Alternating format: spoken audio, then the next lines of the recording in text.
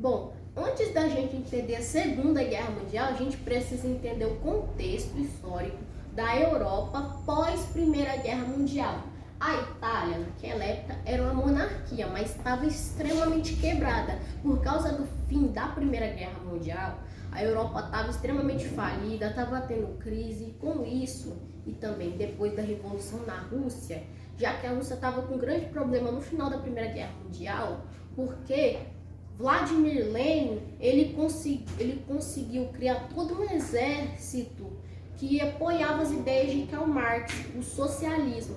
Basicamente, o socialismo prega uma sociedade igual, sem divisões de classes sociais.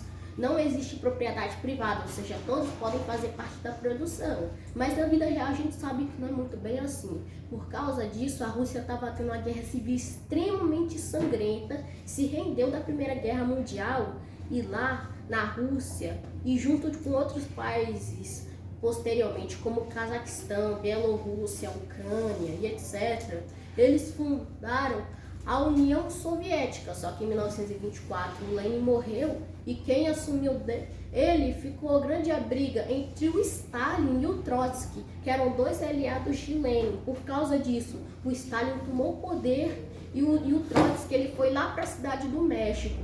Com isso surgiu a União Soviética, mas depois disso teve um grande medo no resto da Europa Ocidental do comunismo se espalhar, já que eles perceberam que isso foi extremamente grande. Para você ter ideia, a família real russa foi executada em um cativeiro, velho. Com isso, os outros reis da Europa estavam com extremo medo de comunismo e surgiu várias ideias pró-fascismo e anticomunismo. Para você ter ideia, assim, o fascismo é basicamente assim, uma ideologia política que prega que os intelectuais não sabem nada, que você tem que agir forte, rápido e agressivamente, e também prega o coletivismo. Por isso que tem até aquele símbolo lá da Itália fascista, que é basicamente você pegar assim, um monte de tora de madeiras e colocar um machado no meio, sabe?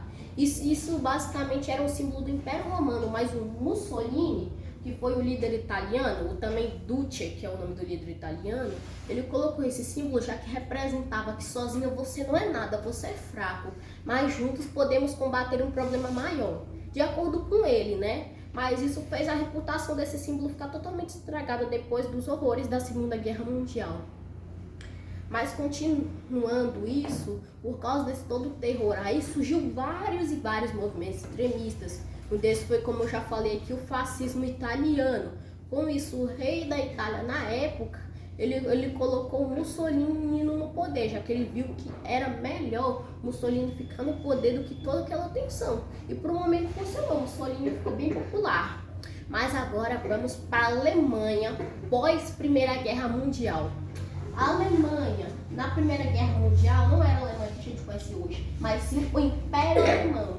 Depois de 1918, a Alemanha teve que assinar um tratado chamado Tratado de Versalhes, onde basicamente empunhava várias coisas pesadas à Alemanha, como ela não poderia ter um exército de mais de 100 mil homens, vale lembrar que na Primeira Guerra Mundial o exército da Alemanha tinha em torno de 11 milhões de pessoas. Além disso também, ela não poderia ter uma economia forte, grandes indústrias. Resumindo, a Alemanha estava quebrada.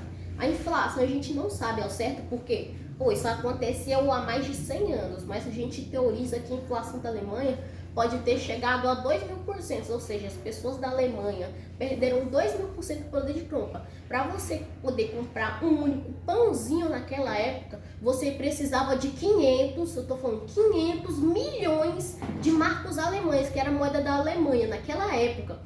Por isso, velho, que o pessoal não comprava papel higiênico e nem comprava carvão para valer. Eles usavam logo o dinheiro, que era tão desvalorizado que tá que nem a situação atual da Venezuela. E nem vale a pena comprar as coisas, mas sim usar o dinheiro. Com isso, várias pessoas estavam morrendo de fome, tava tendo muita crise e tal.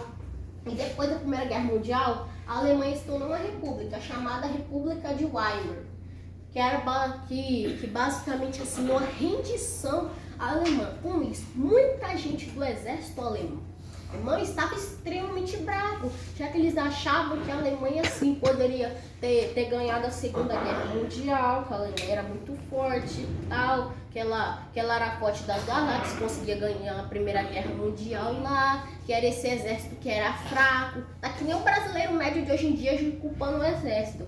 Com isso surgiu muitos movimentos extremistas, que nem em outros países, aqui na Alemanha também. Um desses foi o Partido Nacional Socialista dos Trabalhadores Alemães, que de socialista não tem nada, é só no nome, que foi criado por Anton Dexter, pro Anton Drexler, esse nome. Aí foi basicamente o cara que criou o partido, mas ele não ficou muito tempo no poder, que logo em seguida um ex-soldado alemão austríaco chamado Adolf Hitler comandaria esse partido e renomearia como Partido Nazista. E com isso também ele mudou o símbolo do partido para um fundo vermelho, a bola branca e a suástica. Que por causa disso, no Ocidente, a suástica é extremamente mal vista. Mas lá no Oriente não é, porque na verdade a suástica é uma cruz budista que já tem mais de 5.000 anos. Isso aí foi usado por vários povos, até hoje mesmo lá na Ásia. É comum que eles usem isso em locais públicos, em placas, em séries, animes. Por isso mesmo aí. Se alguém de vocês já assistiu Não, esqueci o...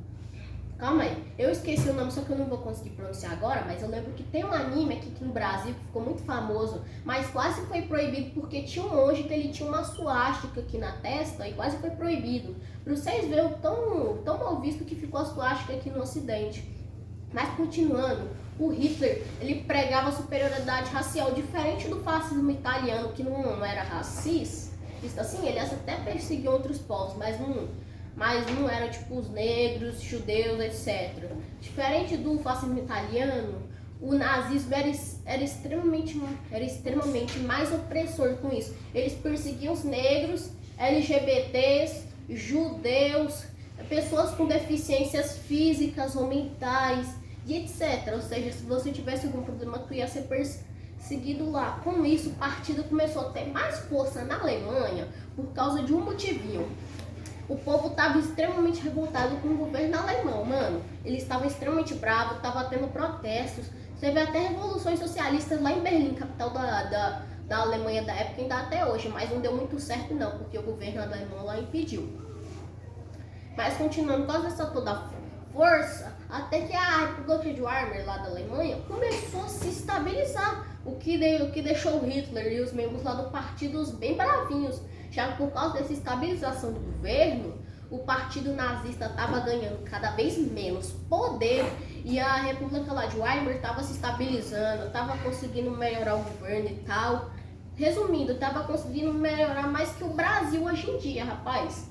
E a Alemanha pós Primeira Guerra Mundial, mas aí que chegou o ano de 1929 e aconteceu uma das maiores crises do mundo, da história do mundo até hoje, de crise econômica. E aconteceu lá nos Estados Unidos por causa que a Bolsa de Nova York estourou. Milhões de pessoas perderam emprego no mundo todo, ficaram pobres, morreram de fome, não tiveram o que comer. Curiosidade, foi até por isso que eles criaram aquela colher lá que você pega sorvete assim, ou que fica uma bola assim, mas por dentro ela é outra. Os sorveteiros criaram isso na época porque era mais prático você fazer isso do que pegar uma bola inteira. E você economizava mais deixando o fundo dela oco. Curiosidades aleatórias.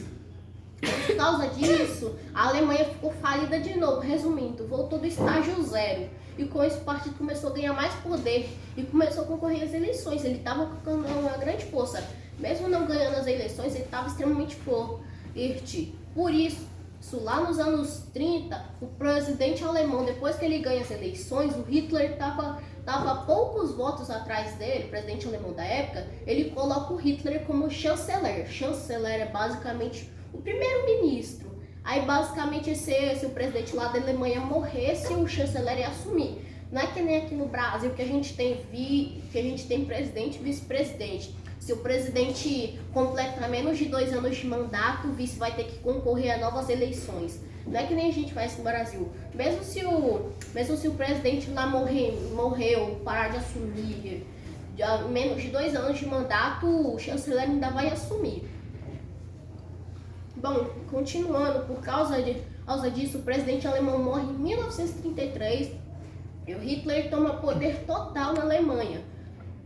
Com isso, ele já criou várias instituições que louvavam o partido dele, como a Juventude Hitlerista, a Liga das Moças Alemães, ou também a Polícia Secreta Alemã, como a Gestapo, a SS e etc. Com isso, Hitler ele começou a ter cada vez mais opressão e perseguição aos judeus.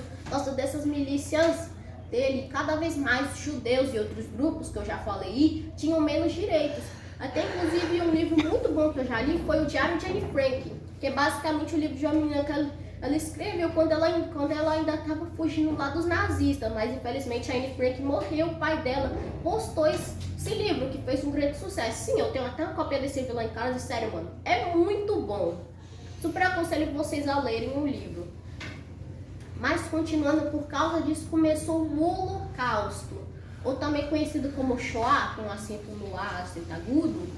Era basicamente a perseguição aos judeus. Em 41, a Alemanha nazista, ela basicamente estava exterminando os judeus, só que era geralmente por bala ou no gueto. O gueto era basicamente tipo no finzinho das cidades, era um lugar assim extremamente pequeno, com várias doenças, ratos, gente morta, não tinha água potável, ou seja, eles bebiam água direto do esgoto que vinham das cidades, e também não tinha água, não tinha uma comida digna, ou seja, eles comiam insetos, ratos, etc. Tudo que vinha lá. Com isso, a desnutrição chegou. Foi um estado bem deplorável. Mas continuando, nesse meio tempo, o Hitler, como outras nações lá da Europa, ele queria se expandir e ter mais território, que de acordo com ele queria ter mais espaço vital para a ideologia dele. Com isso, o Hitler também, ele dominou a Áustria, mas essa dominação foi até bem vista, porque os austríacos, como eles também eram germânicos, eles abraçaram o Hitler e foi bem de boa lá a dominação da Áustria em 38. Mas continuando, eles dominaram parte da Tchecoslováquia em 38 também, porque basicamente a parte lá da Tchecoslováquia que fazia a fronteira com a Alemanha e tinha muita população de germânicos lá. Com isso, o Hitler vai lá e domina, mesmo os tchecoslovacos não querendo. Também vale lembrar que nessa época, após a Primeira Guerra Mundial, os aliados criaram a Liga das Nações, que é como se fosse a tataravó da ONU de hoje em dia que a gente tem. A Liga das Nações, diferente da ONU, ela servia para impedir guerras. E obviamente isso não funcionou, já que os membros conseguiam sair com facilidade, o Hitler estava dominando a Europa toda e a Liga das Nações não conseguiu fazer absolutamente nada. Por isso que depois, no final da Segunda Guerra Mundial, eles criaram a ONU. Mas a ONU não é assunto agora, a gente vai continuar com as invasões do Hitler. Com isso, a Liga das Nações não fez absolutamente nada. E mesmo assim, o Hitler dominou completamente lá no final de 38 a Tchecoslováquia inteira, mesmo regiões que tinham tchecos e não alemães. Mesmo assim, os aliados da Liga das Nações não fez absolutamente nada.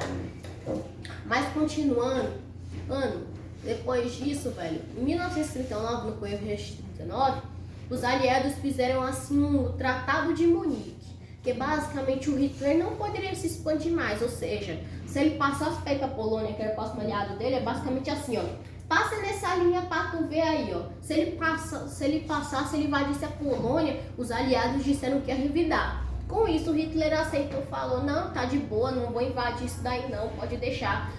Mas mesmo nos meses seguintes, o Hitler já invadiu a Polônia. Já estava claro que o Hitler não queria só regiões com germânicos, isso daí, velho. Ou seja, o bicho era teimoso. É que nem minha mãe fala, não pode deixar criar asa. Mas continuando, velho, com isso os aliados revidaram, mas foi bem pouco, já que na maior parte da guerra o Hitler começou dominando tudo e tal. Com isso, Hitler dominou desde a Noruega, França, Bélgica, também teve Holanda, Países Baixos, na verdade, a França, partes da Rússia e também hoje onde fica a Ucrânia, Bielorrússia e outros países. E também dominaram até a Dinamarca. Mas continuando com isso, teve algo que foi um baque para as forças alemãs. O exército lá do Hitler, eles eram feitos para ataques rápidos. Com isso, a invasão lá do Hitler, ele, em 39, ele tinha feito um acordo lá com Stalin, que era o líder da União Soviética na época, que basicamente é um acordo de não agressão. O Hitler não estava se aliando ao Stalin, porque o nazismo também era totalmente contra o comunismo e socialismo. O socialismo é basicamente um comunismo, só que moderado. Com isso, o Hitler só fez esse acordo porque ele viu os erros da Alemanha na Primeira Guerra Mundial. Na Primeira Guerra Mundial, a Alemanha estava lutando com o Reino Unido em cima, com as frotas navais e aviões, da França do lado, com a Rússia aqui vindo do outro, e a Império Austro-Húngaro, foi um império bem grandão aqui da Europa, que tinha o império mais multicultural da Europa, não conseguiu tancar e arregou para os russos. Aí os russos dominaram a Austro-Hungria e foram lutar na Alemanha. Por isso que a Alemanha perdeu na Primeira Guerra Mundial. Eles acharam que iam dominar a França rápido, e como a Rússia era grande, os exércitos russos iam demorar. Com isso, Hitler, percebendo esse erro da Alemanha na Primeira Guerra, ele pensou assim, caramba, eu sabo muito. Ele pensou assim e ele quis se aliar assim com a União Soviética. Ele não se aliou completamente, ele só fez seu pacto de não agressão, ou seja, eu não te ataco e você não me ataca. Para ficar assim na paz, ele poder dominar os territórios. Enquanto isso, ele já dividiu a Polônia ao meio com a União Soviética, ou seja, o Hitler também combinou alguns pedaços para a União Soviética, ou seja, ó, isso daqui é teu, agora isso daqui é meu, você não pode me invadir, eu também não vou te invadir. Mas o Hitler, nos anos 40, ele quebrou esse pacto e também invadiu a União Soviética, no que é chamado de Fronte Oriental. Nesse meio tempo de final de 39, a União Soviética tentou invadir a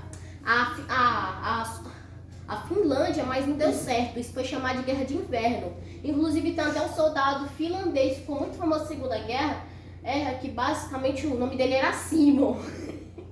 Sim, o nome dele era Simon. Ele foi um soldado finlandês que matou mais de 500 russos em apenas poucos dias, velho. Ele botava neve na boca para não verem a respiração dele. O cara sobreviveu a granada, sobreviveu a tiro. Ele ganhou até medalha de honra na Finlândia. O nome desse cara aí era assim. Mas continuando, depois disso que a Alemanha invadiu a União Soviética, teve um problema. As tropas do Hitler eram feitas para ataques rápidos. E como a Rússia era extremamente grande, isso não deu certo. Eles até podiam pegar suprimentos, mas teve um negócio assim que a Rússia usou na Primeira Guerra Mundial e também usou até contra o Napoleão. Uma estratégia assim que é basicamente, ó, se tá vindo uma tropa aqui, aí você vai recuar, você não vai recuar deixando só ficar as suas comidas aqui, ó. Se não tem como você levar pra você ter de suprimento, pra você ir, sei lá, em tal lugar ali, você bota fogo naquilo ali que, tipo, sei lá, comida, alimento. Aí tem uma plantação que você taca fogo, resumindo, você taca fogo em tudo que pode servir de suprimento. Como sei lá, água você joga fora, as comidas você taca fogo, para eles não poderem comer. Por causa dessa estratégia, as tropas alemãs ficaram extremamente cansadas. Mas agora também eu vou falar assim, de uma divisão que eu preciso falar. Basicamente o eixo e os aliados. O eixo é composto por Itália, Alemanha nazista e também o Império do Japão, que naquela época era o Império colonial, já que ele tinha várias colônias na China e na Coreia.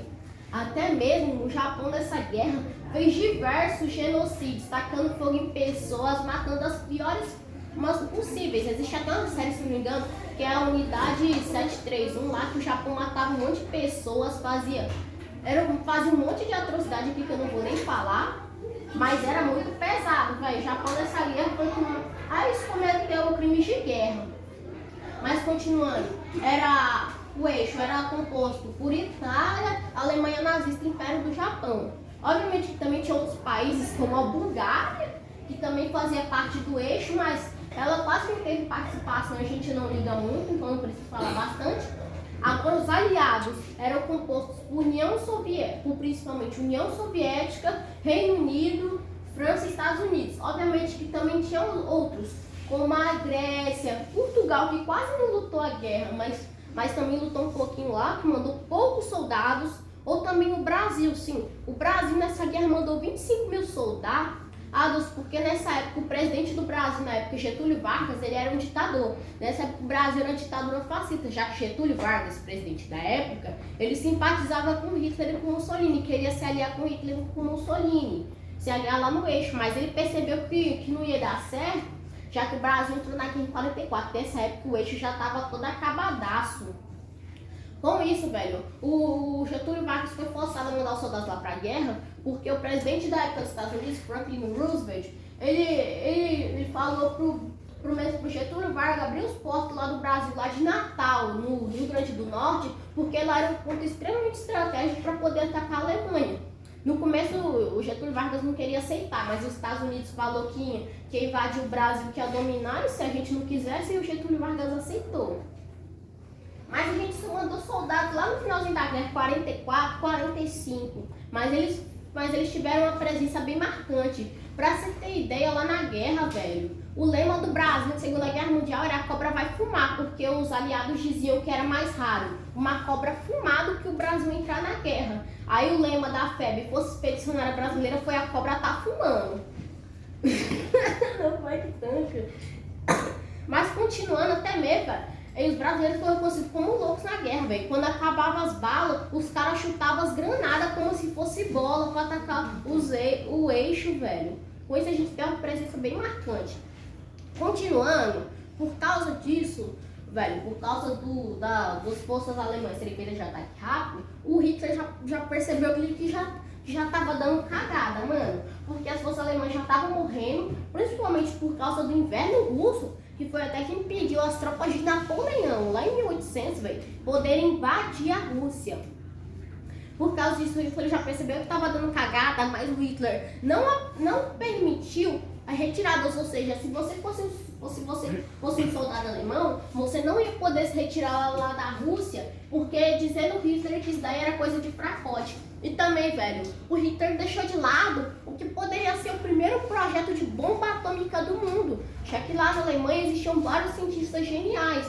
Com isso, eles apresentaram um projeto que seria uma arma de destruição em massa, o que aproximar de uma bomba atômica. Mas o Hitler não aceitou, porque o Hitler, dizendo que essa coisa de bomba atômica era ciência judica, ele não ia deixar que os soldados deles usassem essa coisa de judeu. De acordo com ele, né?